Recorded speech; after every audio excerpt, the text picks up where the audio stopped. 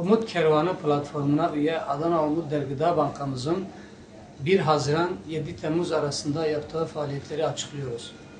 Yaptığımız yardımları sınıflandıracak olursak giyim cinsinden gömlek, pantolon, etek, tişört ve ceketten oluşan 4585 parça giyim yaklaşık bedeli 73.275 TL, ayakkabı olarak 109 çift yaklaşık bedeli 2725, gıda cinsinden 5928 kilogram yaklaşık bedeli 19247 TL, sebze cinsinden 3 ton yaklaşık bedeli 3000 TL, beyaz eşya olarak 3 çamaşır makinesi, 3 buzdolabı, 1 fırın yaklaşık bedeli 1600 TL, ev eşyası olarak 20 adet çekyat yaklaşık bedeli 2000 TL, perde, battaniye, kilim, halı, döşek ve yastıktan oluşan 96 adet 2900 TL değerinde malzeme dağıttık. Genel toplam olarak giyim, ayakkabı, gıda, sebze, beyaz eşya ve ev eşyası olarak 104.767 TL değerinde yardım etmiş olduk.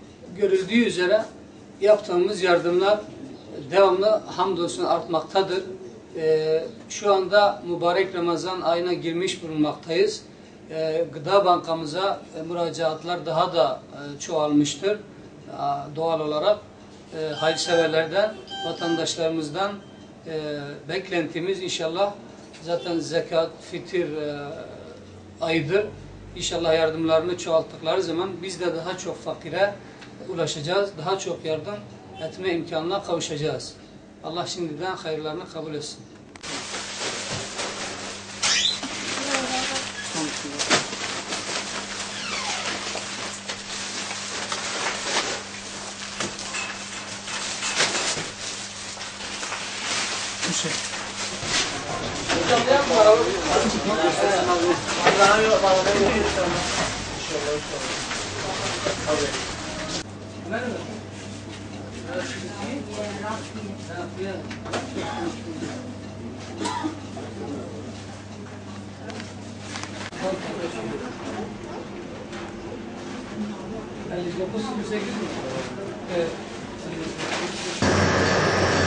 ساعات باشا هيدا تمام بديله ودي هاي 62 حسن اختار باشا يقول ايه خير ولما انت خلي حسن هاي خمس تنزل هاي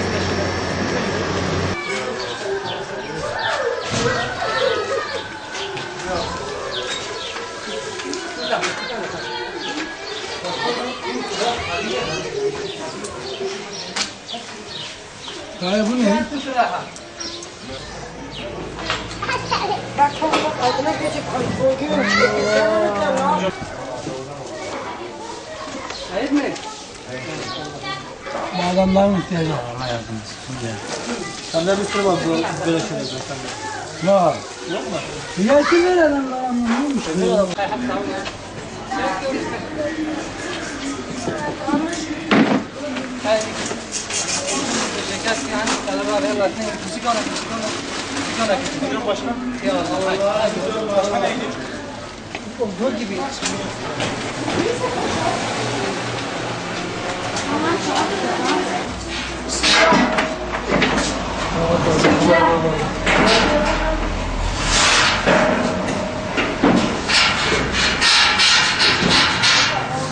تعودي ما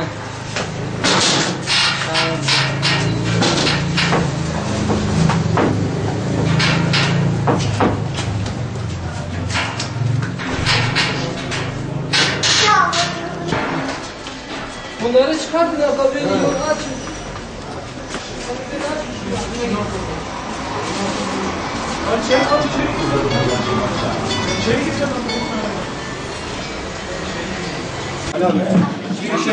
Girişi indir oraya, tamam mı? Oraya girişi indireceğiz.